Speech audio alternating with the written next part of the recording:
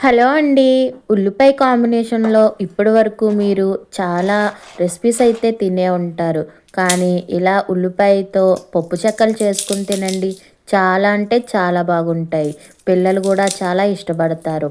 మంచి ఫ్లేవర్‌తో క్రిస్పీగా ఉంటాయండి. ఒక్కసారి చేసుకుంటే చాలు. నెల రోజుల వరకు ఉంటాయండి. చాలా టేస్టీగా ఉంటాయి.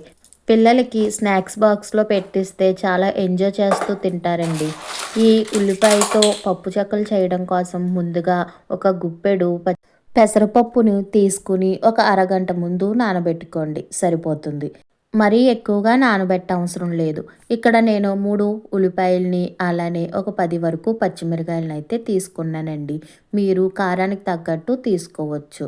పచ్చిమిరకాయలు కొంచెం ఘాటు తక్కువగా ఉండడం వల్ల ఎక్కువగా తీసుకున్నాను. ఇలా తీసుకున్న పచ్చిమిరకాయలని, ఉల్లిపాయలని తొక్క తీసేసుకొని, కడిగేసుకొని ఇలా ముక్కలుగా అయితే కట్ చేసుకోవాలి. ఈ ముక్కలన్నిటిని ఒక మిక్సీ జార్‌లో వేసుకోవాలండి.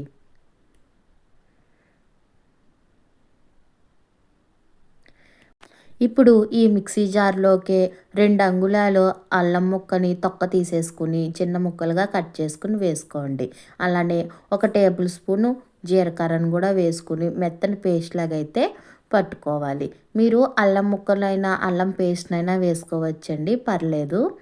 చూడండి ఇలా కొంచెం పేస్ట్ లాగా చేసుకుంటే సరిపోతుందండి. మరీ మెత్తని పేస్ట్ లాగా అయితే మిక్సీ పట్టుకోవసరం లేదు.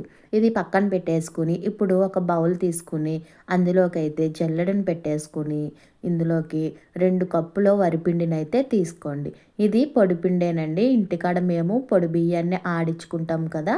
ఆ బియ్యాన్నయితే యూజ్ చేసుకుంటున్నాను. ప్యాకెట్ వరిపిండినైనా, బియ్యం పిండినైనా వాడుకోవచ్చండి. చూసారు కదా! ఇలా జల్లించేసుకున్నాక అడుగున బియ్యం గింజలన్నా, రాళ్ళన్నా ఏమన్నా ఉంటే తీసేసుకోండి. ఇప్పుడు ఈ పిండిలోకి మనం ముందుగా పేస్ట్ చేసుకున్న ఆనియన్స్, పచ్చిమిర్చి పేస్ట్‌నైతే ఇందులో వేసేసుకోవాలండి. అలానే ముందుగా నానబెట్టుకున్న పెసరపప్పును గూడా వేసేసుకొని కొంచెం కరివేపాకును గూడా ఇలా చిన్న చిన్న ముక్కలుగా కట్ చేసుకొని వేసుకోండి. కరివేపాకు వల్ల మంచి ఫ్లేవర్ వచ్చి టేస్ట్ కూడా బావుంటుందండి. అలానే ఈ పిండికి సరిపడా సాల్ట్ కూడా వేసుకొని టేస్ట్‌కి తగ్గట్టు 2 టేబుల్ స్పూన్ గీని యాడ్ చేసుకోండి. ఇలా గీ యాడ్ చేసుకోవడం వల్ల చెక్కలు క్రిస్పీగా అలాగే టేస్టీగా వస్తాయండి. మీకు గీ లేపోతే వెన్నపూసన్నా లేపోతే డాల్డా అన్నా ఏదన్నా వేసుకోవచ్చు. ఆయిల్ గూడా వేసుకోవచ్చు. మరీ ఎక్కువ వేసేసుకోకండి. ఆయిల్ పీల్చేసుకుంటాయి. ఏసామో లేదా అని 2 స్పూన్స్ వేసుకుంటే సరిపోతుంది. గుల్లగా అయితే వస్తాయి. ఇదంతా బాగా కలిసేలాగా కలుపుకోవాలండి. ఇలా పొడి పొడిలాడుతూ వచ్చేంత వరకు. చూసారు కదా! పిండి మొత్తం బాగా కలిసేలా కలుపుకున్న తర్వాత ఇందులోకి గోరువెచ్చని నీళ్ళు వేసుకుంటూ స్లోగా అయితే కలుపుకోవాలండి. ఒకసారి ఎక్కువ వేసేసుకోకండి. పిండి పాడైపోతుంది. ఇలా కొద్ది కొద్దిగా వాటర్ వేసుకుని ఇక్కడ చూపించిన విధంగా ఇలా ముద్ద అయ్యేంత వరకు కలుపుకుంటే సరిపోతుంది. మరీ గట్టిగా కాకుండా మరీ సాఫ్ట్‌గా కాకుండా మీడియంలో అయితే కలుపుకోండి.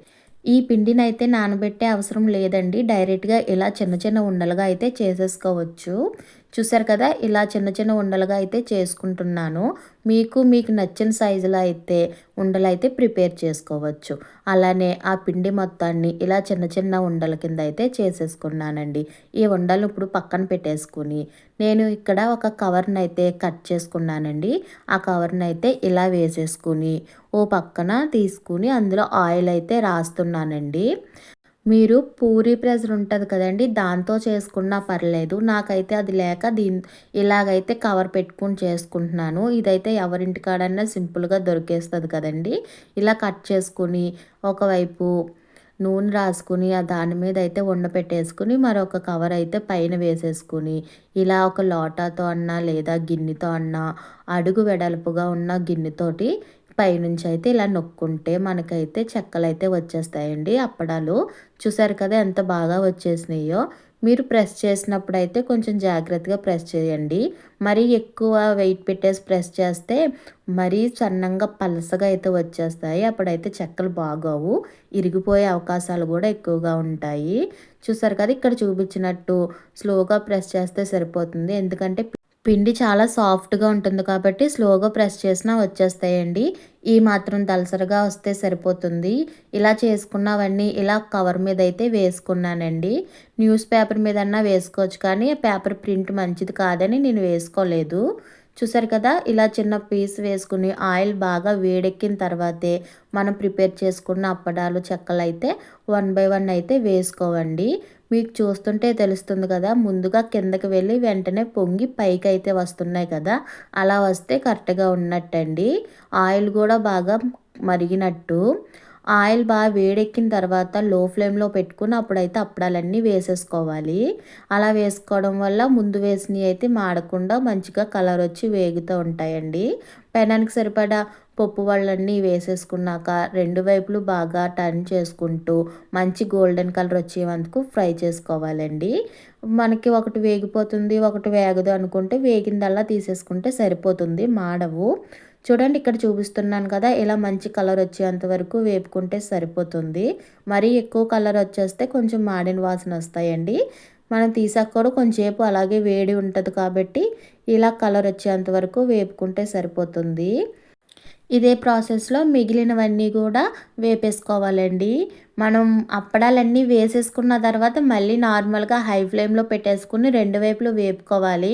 అలానే లో ఫ్లేమ్‌లో వదిలేసుకుంటే మళ్ళీ ఆయిల్ పీల్చేసుకుంటుంది చూసుకోండి.